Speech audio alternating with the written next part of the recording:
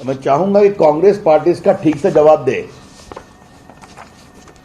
एक कानून है फॉरेन कंट्रीब्यूशन रेगुलेशन एक्ट 1976। तो 76 का कानून है तो उन्हीं की सरकार थी उस समय। फॉरेन कंट्रीब्यूशन रेगुलेशन एक्ट, इसमें धारा 4, 5, 6 और 23 को मैं बताना चाहूंगा।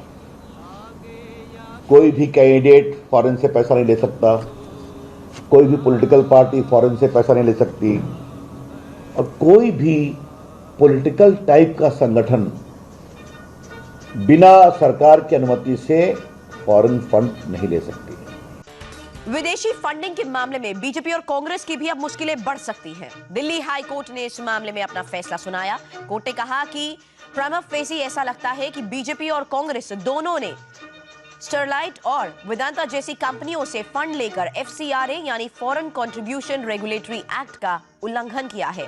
हाई कोर्ट ने भारत सरकार और चुनाव आयोग को इस मामले में जांच का निर्देश दिया। साथ ही ये भी कहा कि विदेशी फंडिंग की रसीद भी हासिल की जाए। कोर्ट ने कहा कि इस मामले में 6 महीने के भीतर एक्शन लिया जाए। कि foreign exchange foreign contribution regulation act 1976 की धारा 23 में एक बात का प्रावधान है, punishment for the contravention of any provision of the act.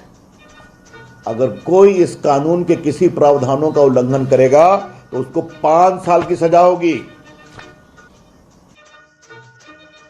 एकदम बिल्कुल झूठी दलील केंद्र सरकार दे रही थी कि ये विदेशी कंपनियां नहीं हैं।